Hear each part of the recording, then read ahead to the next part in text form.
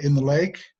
And the reason for that is a very different part of the lake than the rest of the lake. Prior to 1910, the North Arm, what we call the North Arm today, was only seasonally inundated during flood or during high flow periods, probably drained out by late June, early July. When the dike was installed in 1910, it basically made that area a permanent part of the lake. But it is a very different part of the lake, where most of the lake, as you'll see later, is 100 feet deep on average. The North Arm is 20 at its deepest and 6 to 9 in most places.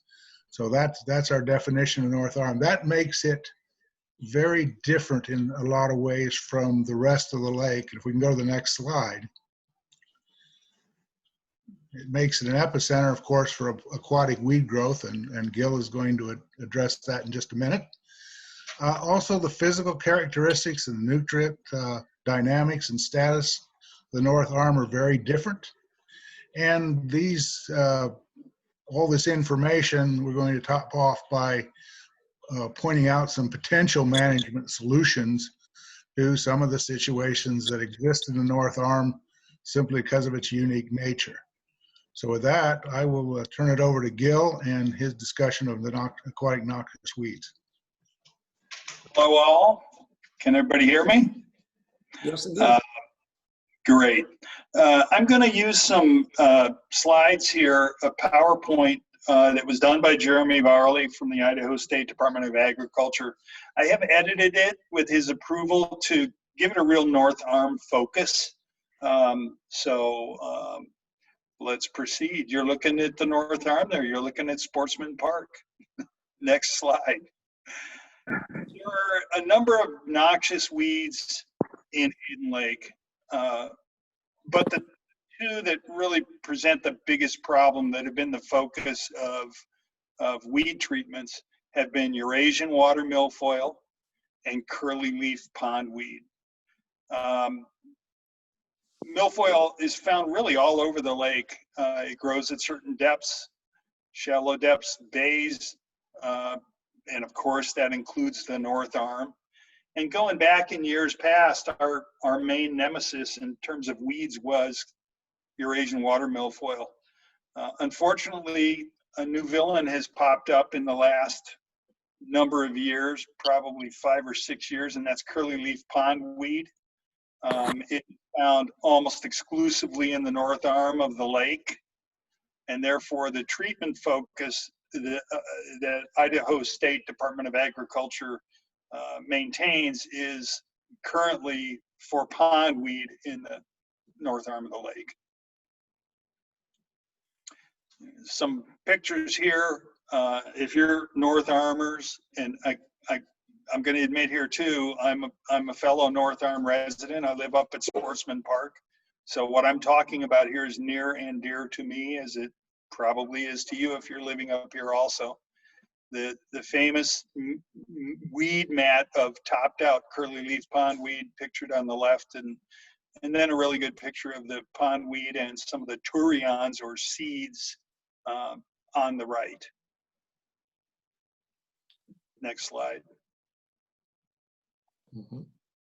Just some more pictures. This is taken out off the east end of the Sportsman Park, the dock there. Weeds, as you can see up in the upper right hand corner.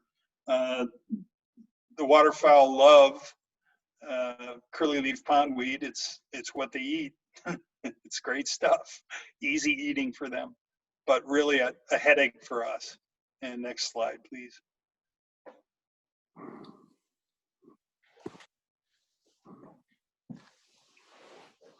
So let's go over quickly what the 2019 treatment was. ISD applied 364 chemical acres in the North Arm. And just in case, like right now, I happen to be showing the box that shows me speaking over on the right hand. It's kind of obscuring the diagram there, just to let you know that throughout the presentation, all these presentations, you can drag and drop that over into another place where you can see the entirety of what's on the page if you move it around. So in 2019, the focus was both for curly leaf and Eurasian water milfoil. A herbicide was used called Sonar 1. It required 3 treatments. They were conducted in April, May, and June. And from my standpoint, I don't know if you agree, but it seemed like the results were better than the year prior, the year that curly leaf really, became the big scourge. Some positive results were seen, but we still had heavy infestation. Next slide.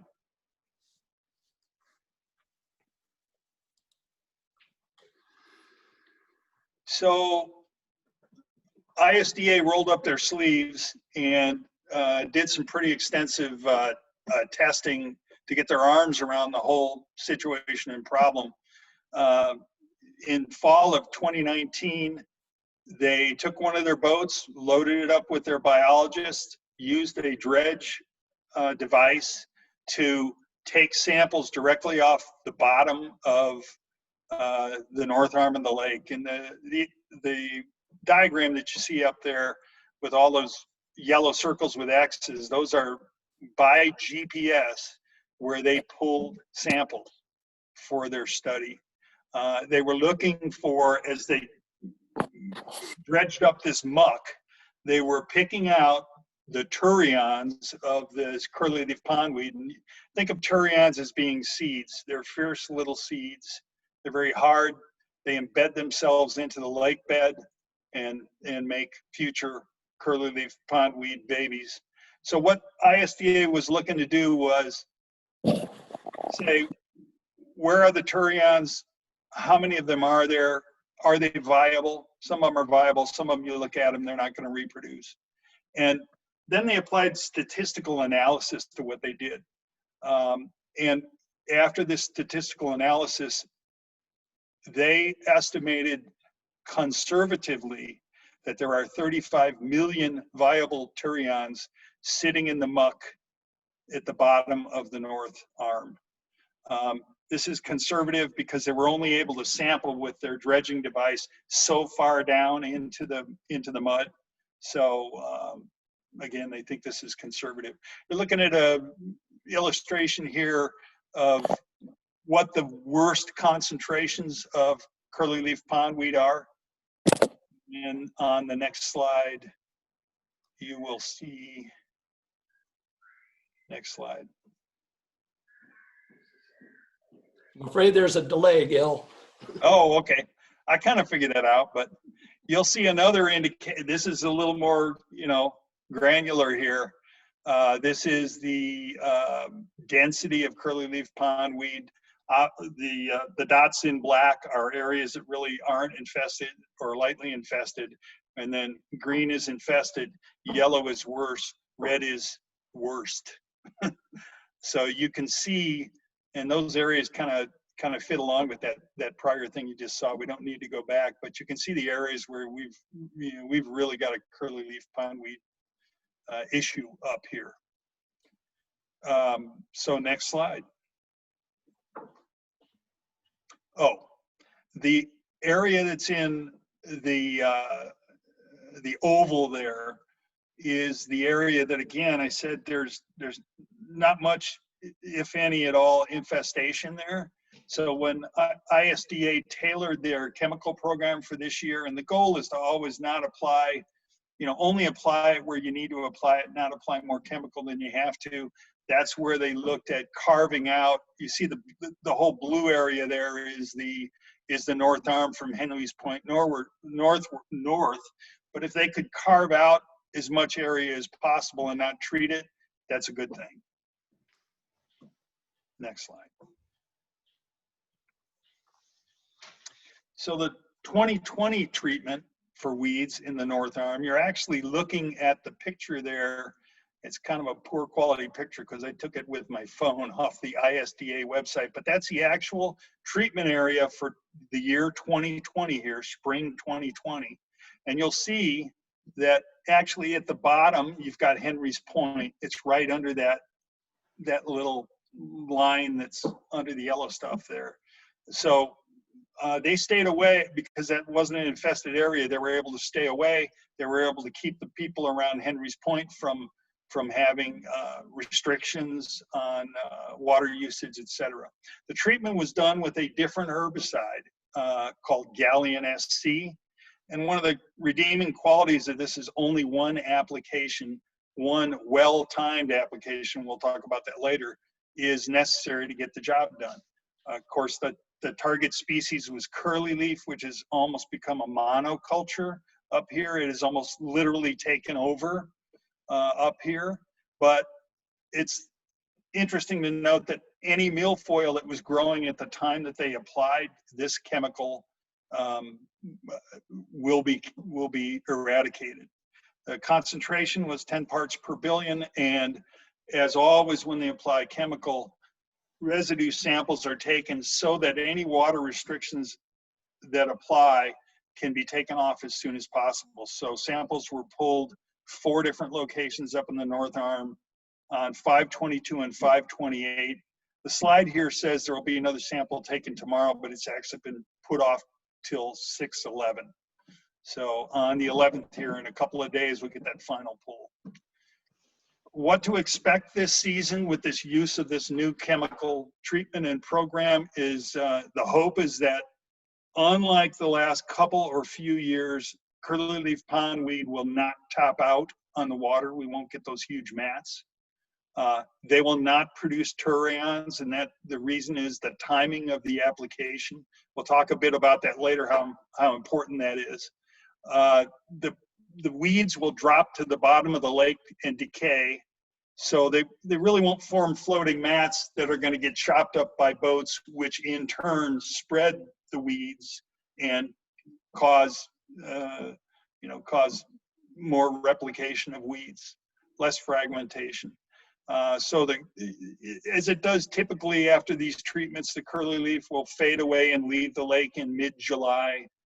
And if all goes as planned, in the fall, which is the season for new plants to propagate out of the turions in the lake bed, there will be less new sprouts in the fall. Water use restrictions on the treatments that have been made this year. There's no drinking water restriction. There's no restrictions for recreational use, swimming, boating. For irrigation, grass has been fine to water. The only restriction has been the irrigation of food crops and ornamental landscape broadleaf plants until the concentrations are below 1 part per billion. And as of 5/28 test, we were at 2 parts per billion. So everybody is feeling like there's a high likelihood and almost certainty that on this next test, we will come up with a situation where restrictions can be lifted. Or I should say ISDA will come up with that, not us. The methodology behind the treatment plans, I've discussed a couple times that timing is everything. And with the use of this gallium chemical, it's kind of interesting. So what happens is plants come up in the fall, they grow a little bit in the winter, and they go through a spurt in the spring. And you see the oval there represents the timing of the application to hit these plants as they're in a growth spurt, but to hit them before they begin to develop turions, which are represented by those little green can-looking things on the summer deal there. And it's really important that the treatment is done at this time, because the whole theory of this hinges upon plants not creating any more seeds to drop down into the bed, seeds or turions, to drop down into the bed of Hayden Lake. And as you see, the bottom of the illustration here represents all the turions that have embedded themselves into the silt of the north arm of Hayden Lake. Next slide.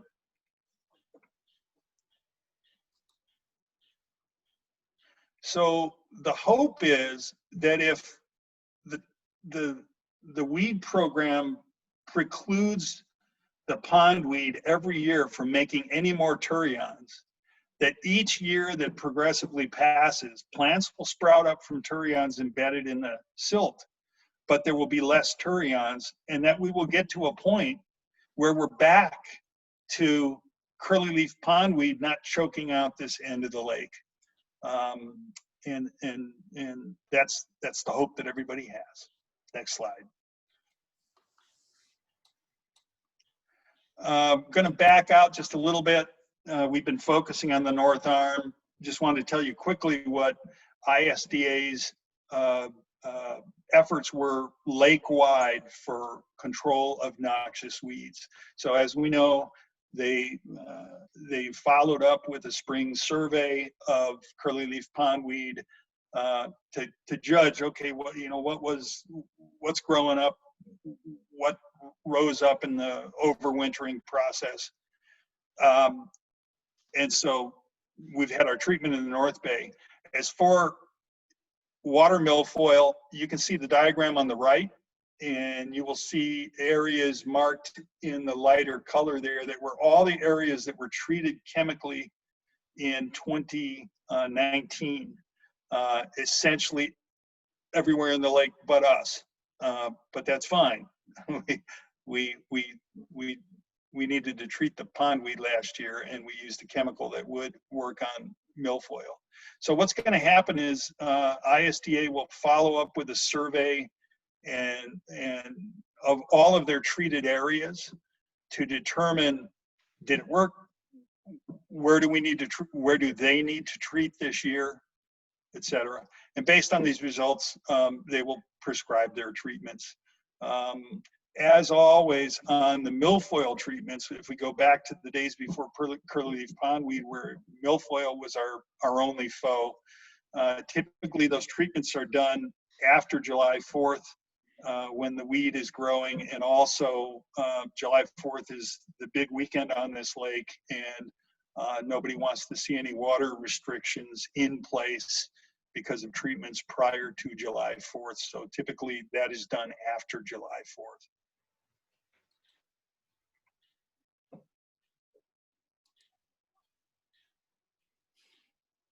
And that's the conclusion. Again, Jeremy Varley is on this call, and when we go to the question and answer period at the end of the call, he's going to be taking some questions on that were directed to us on the weed program.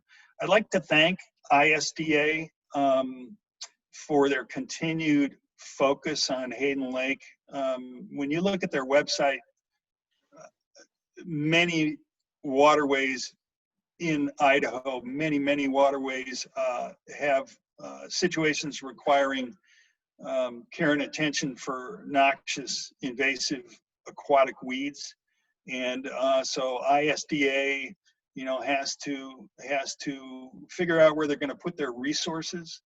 And they are well aware that because of Hayden Lake's importance, its proximity to Coeur d'Alene, Kootenai County, its usage that it gets, the population that uses it, they have constantly over the years thrown a lot of effort and resource at Hayden Lake, and for that, I just want to say I appreciate it.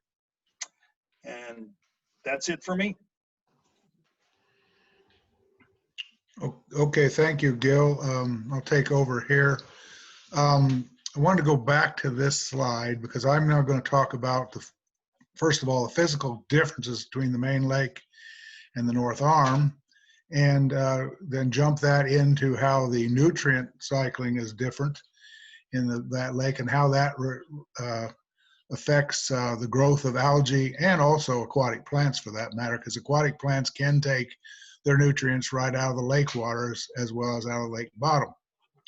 Now, the reason we know a lot of what we know is because for the last 4 years, well, actually the lake has over nearly 30-year history of monitoring on it, but in mainly mid-lake stations with maybe one up towards the North Arm. But for the last 4 years, the Hayden Lake Watershed Improvement District has monitored the lake.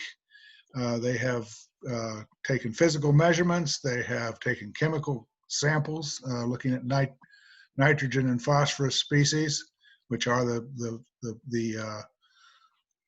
chemical species that support algal or plant growth in general. And they also have gone so far as to take biological species where they're actually looking at the phytoplankton and the zooplankton as well. So they're looking at the impact of these nutrients up the line. So if we can go to the next slide. Okay, the lake is very, very different. We're looking at the main lake here, the main body of the lake, which is 90%. The North Arm, the 387 acres of the North Arm are about a little under 10% of the lake. So majority of the lake, roughly average of 98 feet deep, but we'll just call it 100 feet deep. North Arm is about 20 feet at its deepest, and that's in the channel of Hayden Creek, the old channel of Hayden Creek. Elsewhere, 6 to 9 feet, depending on the elevation or the water level. Now, every lake responds to summer by heating up. I think everybody knows that. But only a certain part of a deep lake heats up. The upper layer, the upper 30 feet, which we call the epilibnium of the lake, warms up to a maximum of about 22 degrees centigrade. That's about 75 degrees Fahrenheit in that ballpark.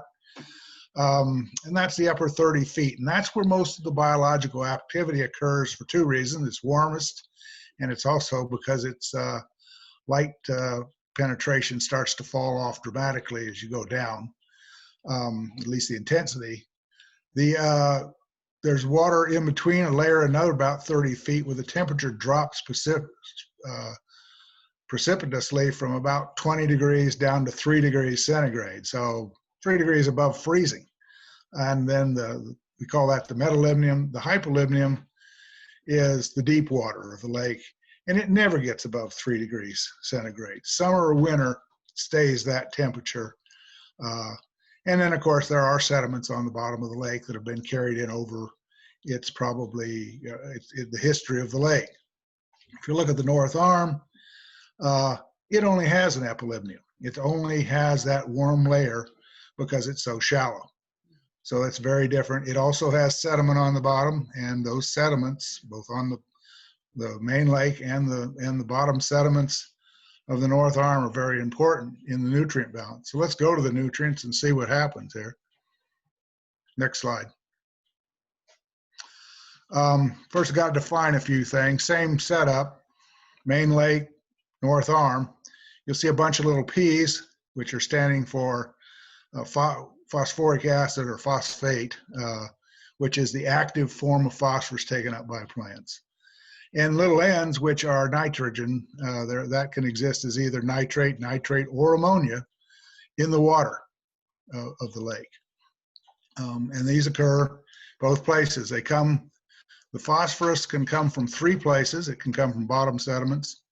It can come from the atmosphere. A lot of people find that strange, but probably wasn't much of a factor 150 years ago. But 150 years ago, everybody wasn't plowing up eastern Washington and the wind wasn't blowing dust over here.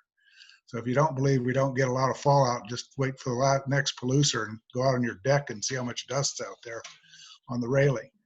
So that's an input. And then, of course, the major input is from the watershed runoff of phosphorus and nitrogen. And most of our nitrogen is coming out of the watershed in these cases. If you look in the North Arm, you have the same inputs, basically. The main lake, if you look in the main lake, it has an average phosphate level of 7.5 micrograms per liter. And we've measured that for the last 30 years. I mean, it's varied a little bit off that number, but not very much. And over the years, when another DEQ, EPA, Mr. Black, the association, or the Watershed Improvement District, Mid-Lake, we've pretty well got that number.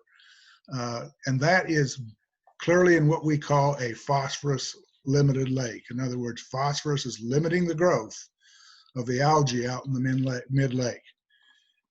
That's the nutrient that's in limited supply. And so when it's used up, it's used up. If you look in the north arm, very different, 25 micrograms per liter phosphorus. And again, this number goes back over, we've seen this number over years and years. That is what we call a very rich eutrophic lake. In fact, phosphorus isn't even limiting in the northern arm of the lake. Nitrogen is limiting. One other point I want to make, and it gets to why, you'll see this very dark diffusional barrier. Well, diffusion occurs from areas of high energy to areas of low energy. Any phosphorus that's coming off the sediment is locked down there in the cold water because it can't get across that diffusional barrier that's at the hypolibnium boundary. So phosphorus, the phosphorus we have in the summertime is the phosphorus the lake has during the growing season. It's not going to get any more from the sediments.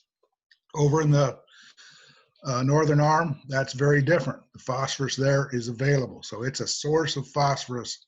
It's being put up in the water all the time. So let's go to the next slide. So how does this function in the north arm? Obviously very different. I think I hope I pointed out it's very different from the main lake. Again, very rich in phosphorus. Phosphorus isn't limiting. And so we've got two representations here. One of them I call early season representation.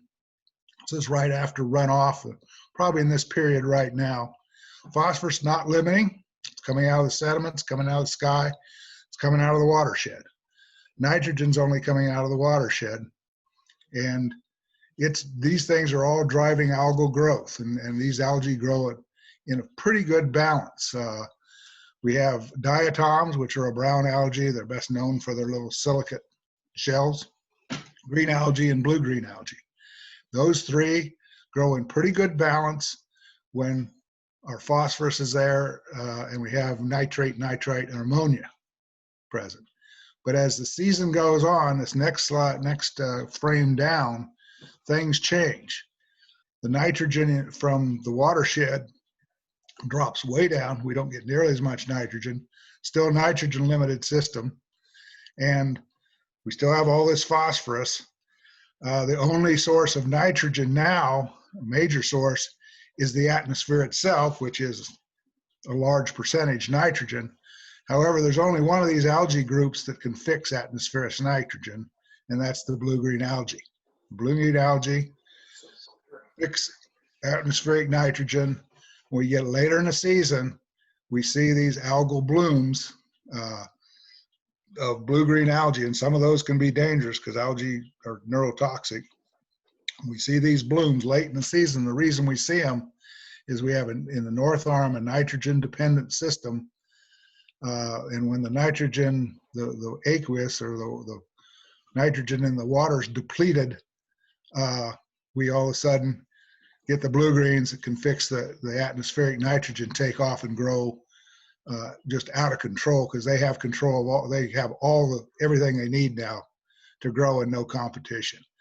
And an interesting thing we've noticed in the data in the last couple of years is we have seen situations where the nitrogen balance comes back together late in the season, and it's associated with the spike of ammonia. Now, you don't normally see ammonia in the natural environment unless something is decaying. And what's decaying is ISDA has been poisoning weeds up there. The weeds are decaying. We see ammonia strikes, and we haven't seen blue-green blooms, mainly because of that ammonia stepping in, which has its roots, we believe, in the poisoning of the invasive species. So that's sort of the situation that's happening in the northern end of the lake. And of course, everything I say here, the shallow northern end of the lake, all these nutrients are available to the aquatic plants as well. They can take them both out of the sediments and out of the water column, and they're functioning the same way. So the north arm is really a incubator, and this is not novel of Hayden Lake. We have the same exact situation going on in the southern end of Coeur d'Alene Lake because of the Post Falls impoundment. And you see this in a lot of lakes where you've impounded the lake. People point to Fernan Lake and the constant blooms there. Fernan Lake's deepest point is 27 feet. And so it functions very, it's a lake that is like the north arm of our lake. So with that, let's go to what recommendations we can make for management. There's some management options here, and we have another one that came out of the questions I will address. We could do nothing up there, and nothing will much change. We'll keep going on, poison the weeds, but still, especially in low discharge years, we're probably going to see blue-green algae blooms in the North Arm. The other, one of the recommendations that we've made or has been advanced is a navigational channel along the creek bed with a no wake zone on the other probably 360 acres of the lake that are not in the channel, the old channel of Hayden Creek. And that'd be a marked navigational channel. Now, why would that do us some good? Well, boats going through there are constantly stirring the system. They're stirring the bottom. And any chemical reaction, I think everybody who's taken chemistry knows that if you add energy to chemical reaction, it's going to go faster. And that's essentially what boats are doing, is they're stirring the bottom. It's have another advantage in some places where we've seen this nitrogen limitation and the nitrogen being depleted.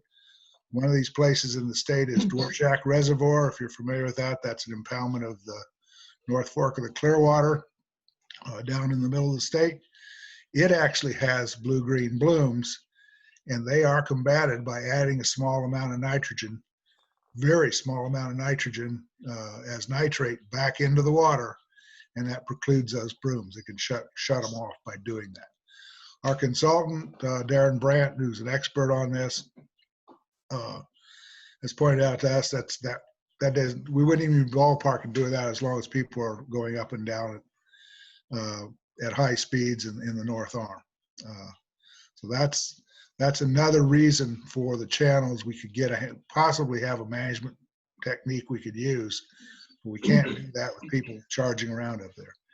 Then the final one that we have on this list is we call alum treatment. Alum is aluminum sulfate, and it literally binds everything.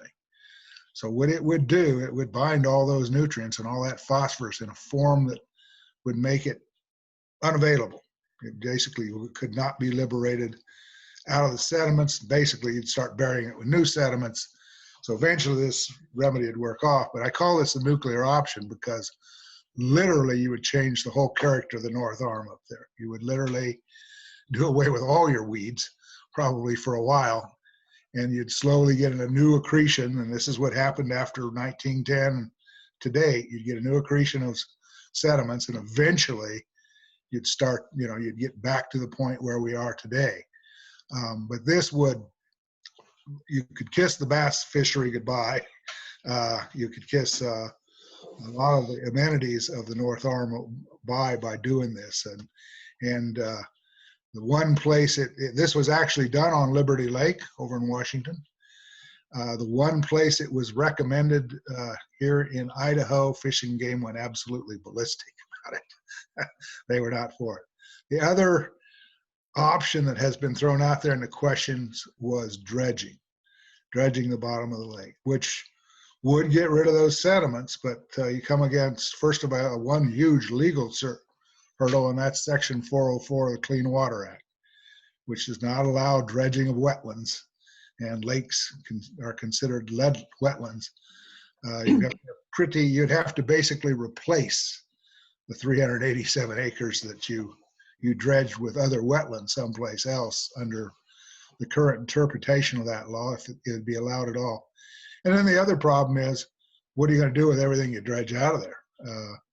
The dredging would, basically those dredged materials have to go someplace. They have to go on land somewhere.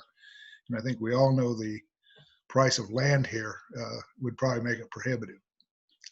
Again, it's something that you'd never get the agencies, the Fish and Game and other agencies like that to to support. So those are kind of the management options that we know of out there. Some people may think of some others, but that's what we can recommend now. So with that, Will, we can open it up for questions.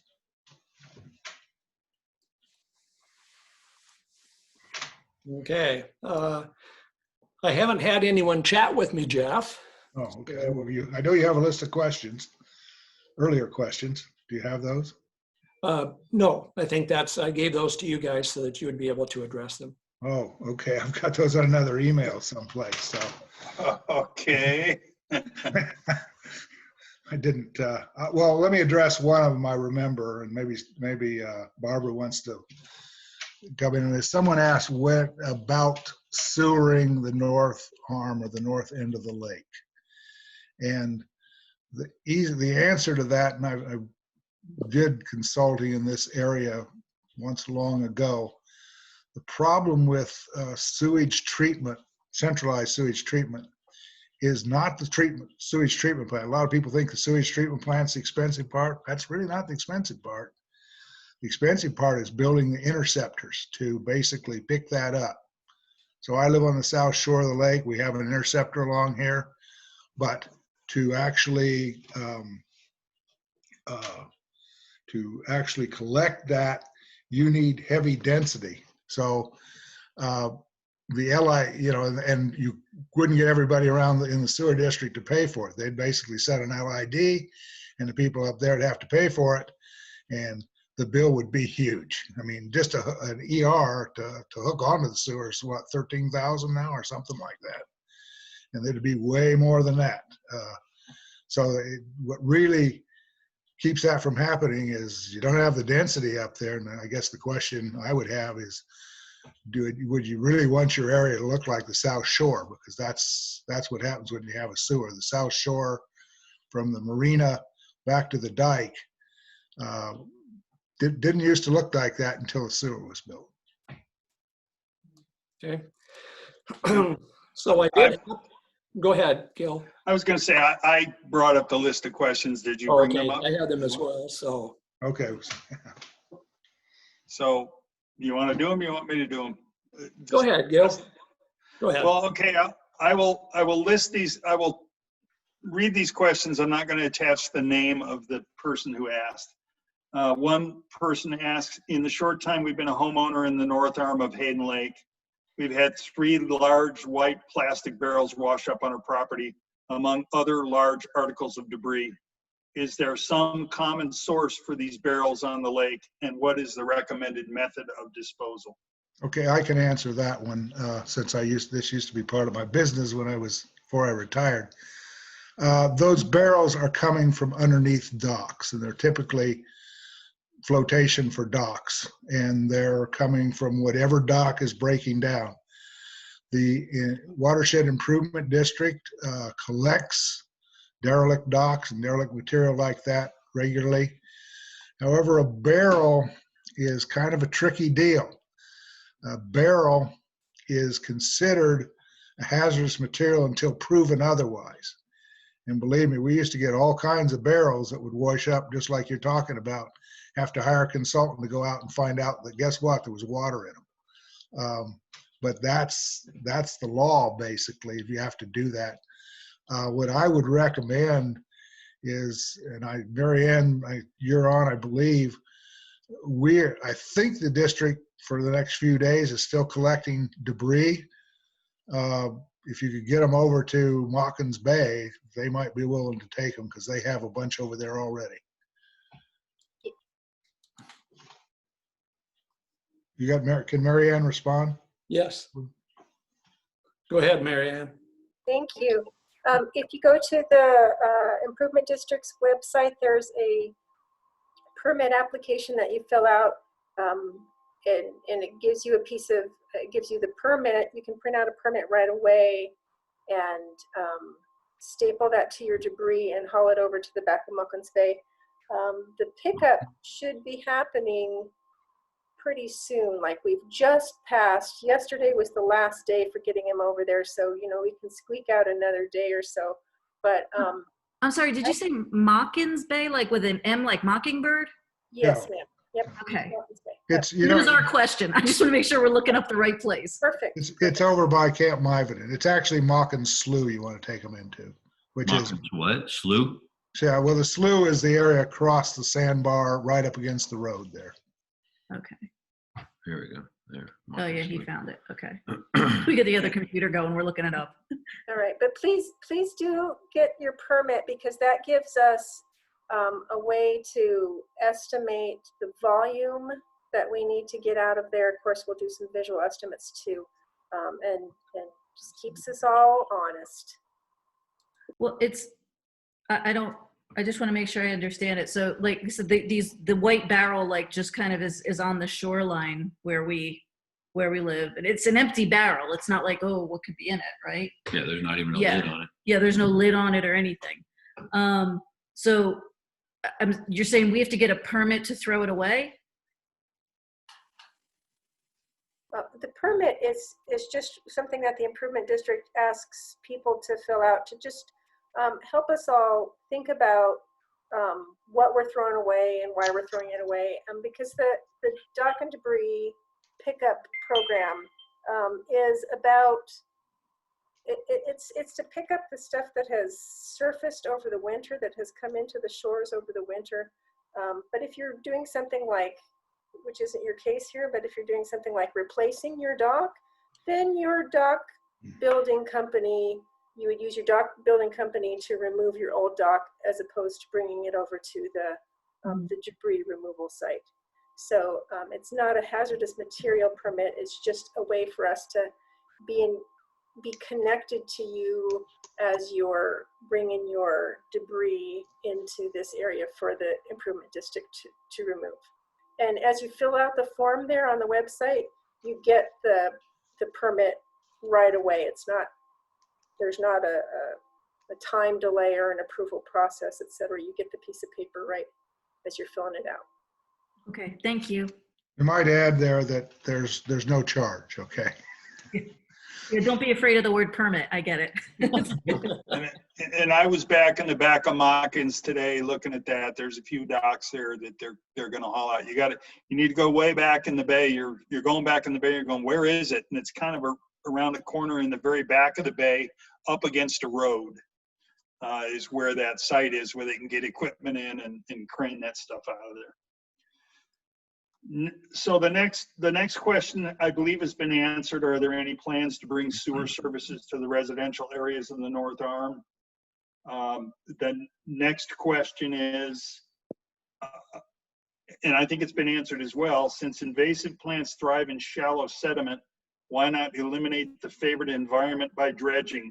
Admittedly, this is a cumbersome and expensive, but the longer term solution than annual treatments and the increase in property values would offset the costs.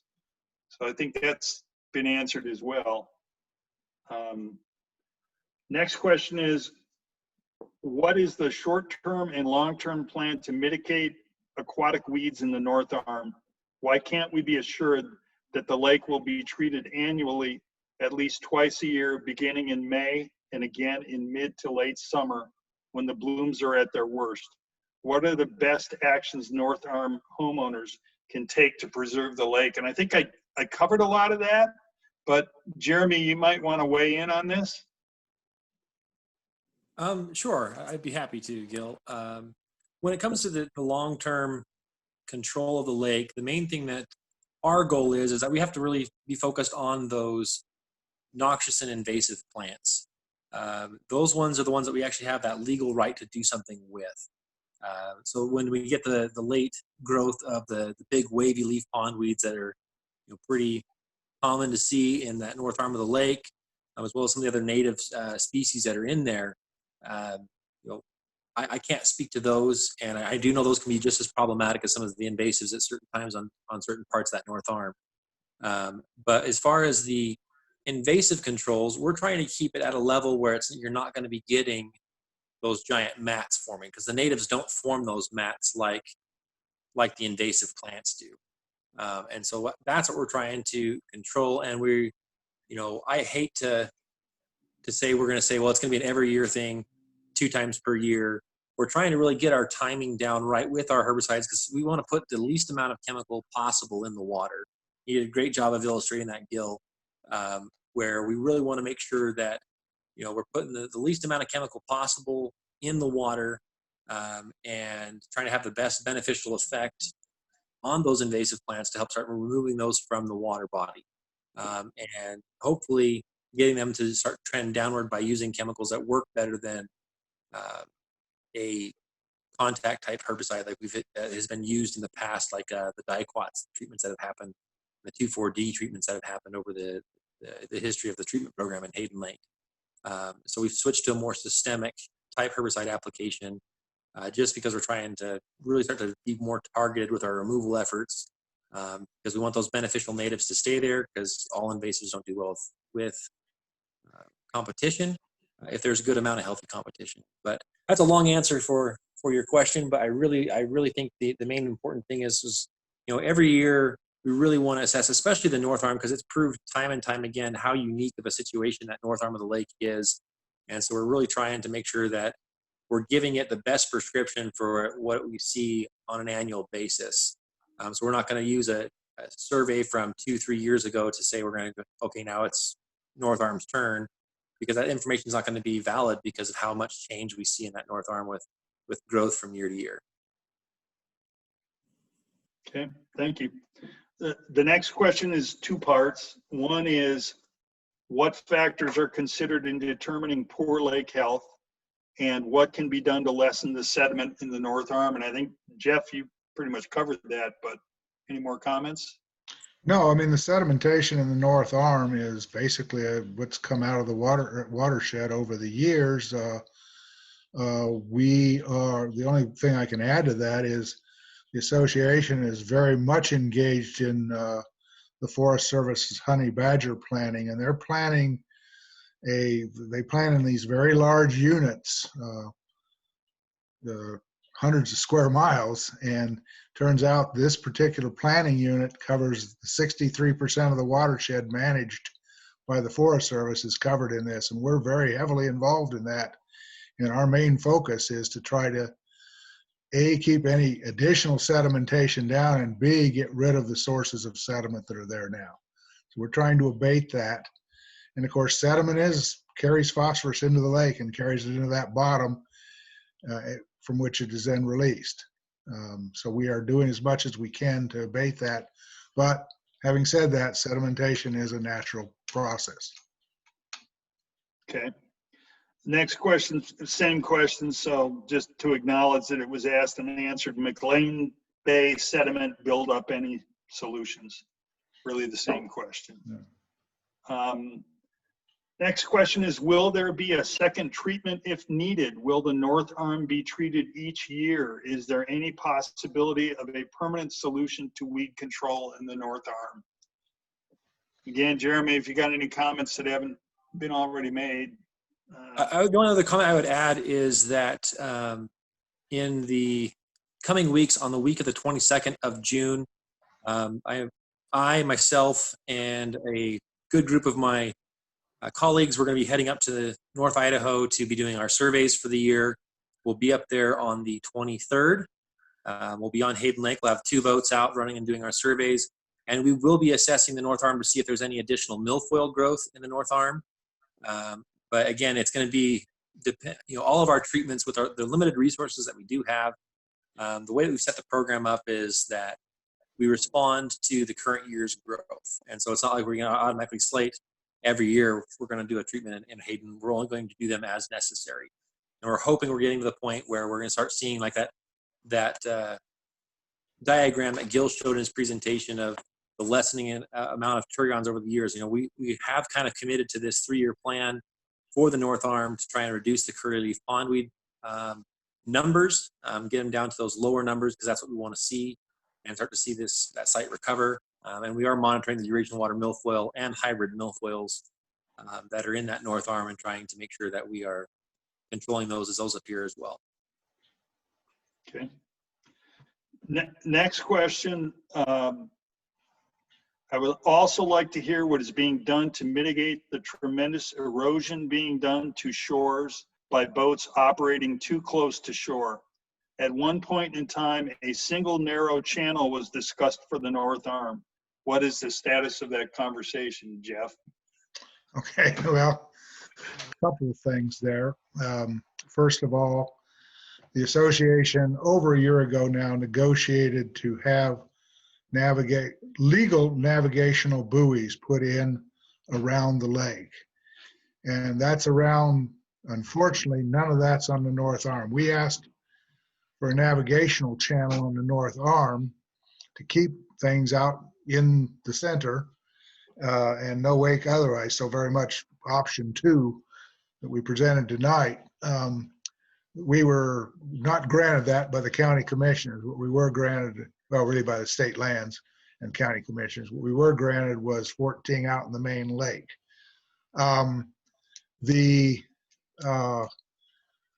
So that's going to be implemented by the district in the next short time here, sometime in June, I think.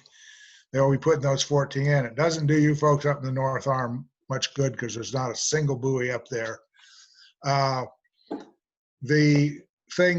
Two things are functioning though. First of all, the Board of County Commissioners just passed an excessive wake ordinance to deal with these wake boats. And we pushed for a 500-foot limit, that they had to be 500 feet offshore. And unfortunately, which would have put a lot of the North Arm out of the game completely. Unfortunately, we only got 300 feet, I'm sorry. We pushed for 500 feet. They did define an excessive wake. That's any boat. They didn't say wake. Any boat that's plowing the water for an extended period of time will be considered producing an excessive wake. If it's within 300 feet of shore, it will be illegal. The sheriff deputies are, that staff's been beefed up, although I've heard there's been some attrition. They are going to have a boat on the lake this year, and I have heard that they have been out implementing the law. And these navigational buoys are going to allow them to have an actual 200-foot limit that they can legally hang their hat on. So we're hoping the 200-foot limit gets much better adhered to by the boating public, and also that if not, the sheriff's deputies enforce it by education first. But as the sheriff said, if that doesn't work, they're going to start handing out tickets, and if that doesn't work, they might be taking some people off to jail. So we're hopeful that both these things, the new excessive wake ordinance and that 200-foot limit, will get people's attention lake-wide, voters' attention lake-wide. And again, we think the best thing for the associations thought the best thing for the North Lake is to have a navigational channel that keeps all that out in the middle, which is basically mostly where Hayden Creeks ran. And there would be a offshoot that went obviously to Sportsman's Access, and then every place else up there, no wake, which would cut down, it'd basically make it a no wake zone. So thank you for, my name is Jerry McDermott. Thank you for answering my question. I'm the new treasurer on the Hayden Park Road Association. And so we had a presentation last year, and it was a great presentation. I hope it gets repeated again this year on these same issues. One of the biggest issues is the erosion. If you go along the shore up in that area, it's mud. I mean, it's mud that washes in because of the boats that are coming in. I appreciate the comments that are made about getting, a navigational area and that kind of stuff. It was very clear that the buoys, the 16 buoys that are going to be in, none of them are up in the area that's most critical, in my opinion. And so I've been there for 25 years, just under, and the shore is just washing away. I mean, that's kind of the way it is. And so when I heard about the navigational channel, I'm thinking this might be a solution to stop these boats. These boats aren't out 100 feet, 200 feet, 300 feet. These boats are out 25 feet, 10 feet from the docks and the shore. And a lot of them are those deep water ones, and it comes in and it comes up all the way over our stairs. I mean, we're talking 4 or 5 foot waves that are coming in. So I don't know what the solution is to that. I've talked to people that have been there for a lot longer than me, and they're just shocked at the amount of erosion that is occurring on the lake up there.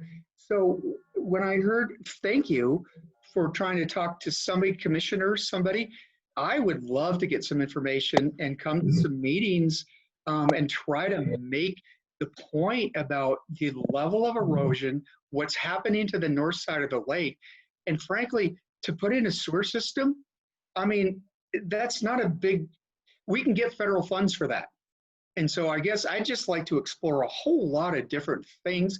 I know you guys are working really hard.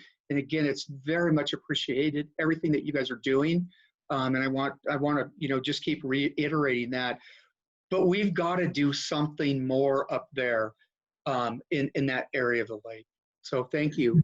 The association, again, when we took the 14 buoys that are down in the southern end of the lake, that was part of the loaf.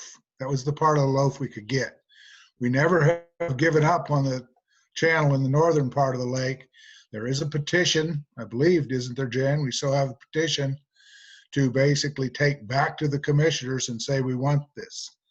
But that's the only thing that's going to get their attention is a petition from the public up there saying, look, our shores are eroding. We got private property rights here and our shores are eroding. This is the solution. Frankly, that section of the lake is just way too narrow for boats going fast anywhere near shore.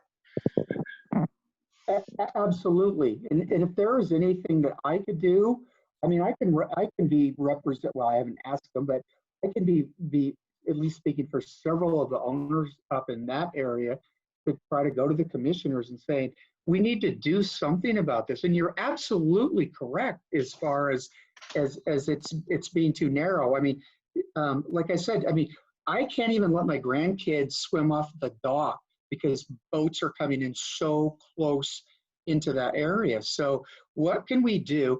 And the sheriffs don't come up there that often, and I get that. It's a resource issue, and I get all that.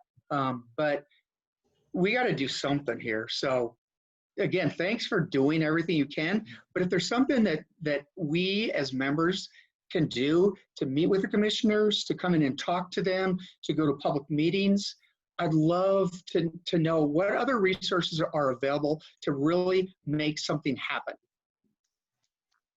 Okay, well, Gil, could you talk with folks up there and circulate the petition? Because I know we have a petition to do this. And right now, I have to tell you, after the excessive wake issue, the commissioners are kind of waked out.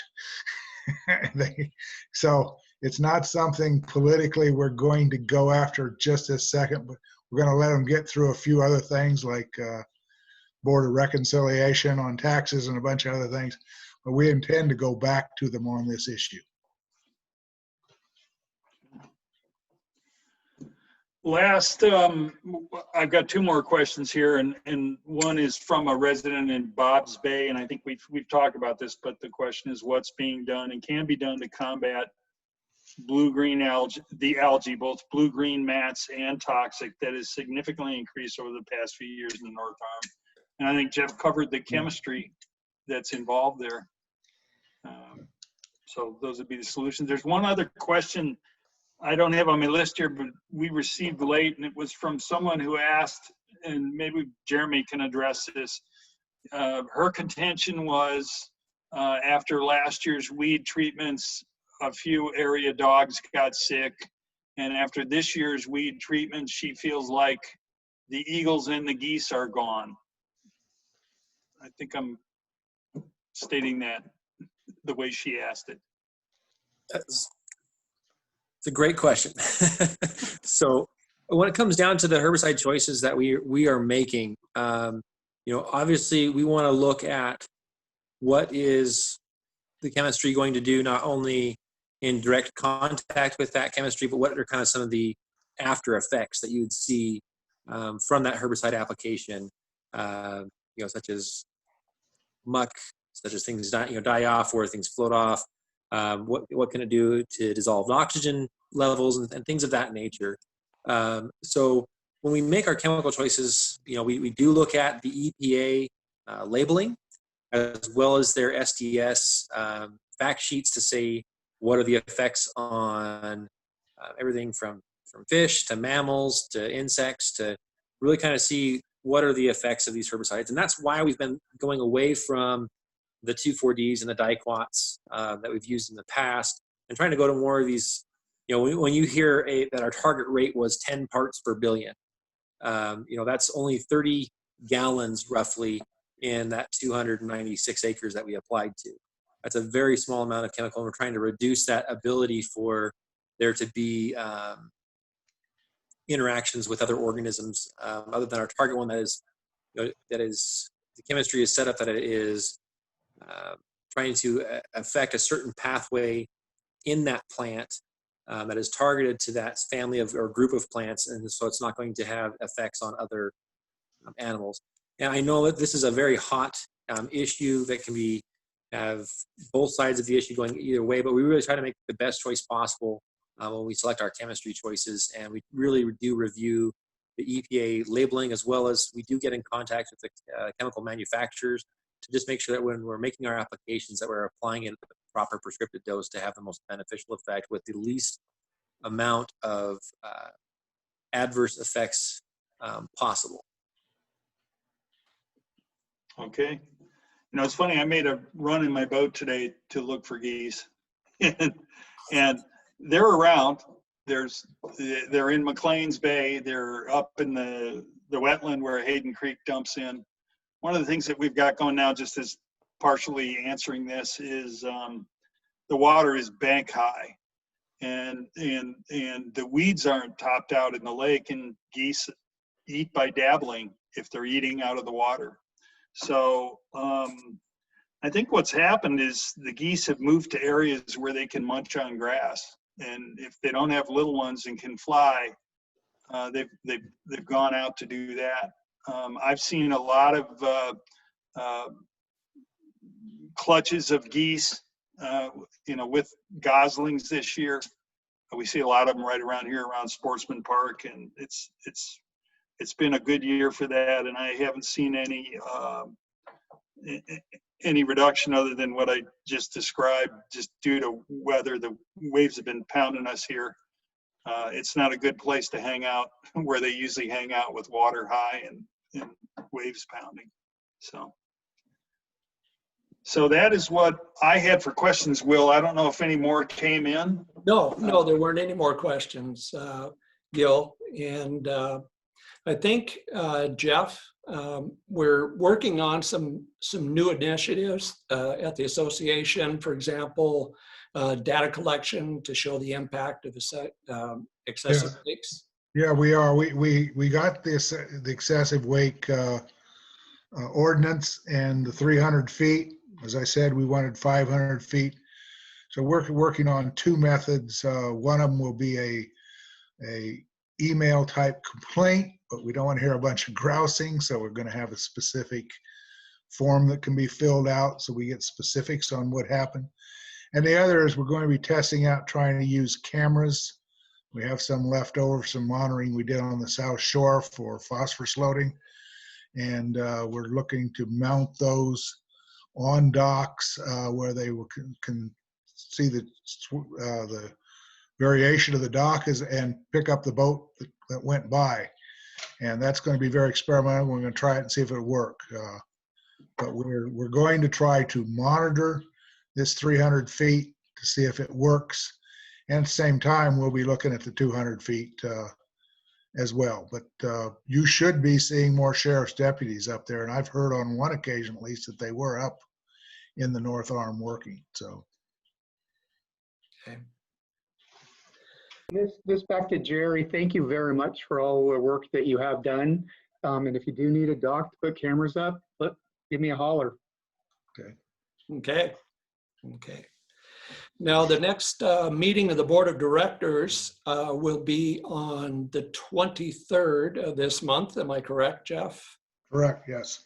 Okay, and we'll put that up on the website. Anybody that would like to join us and hear the conversation as we go through some of the initiatives and old business that we have, we sure would be glad to have you join us. Any questions from anybody else that's online tonight?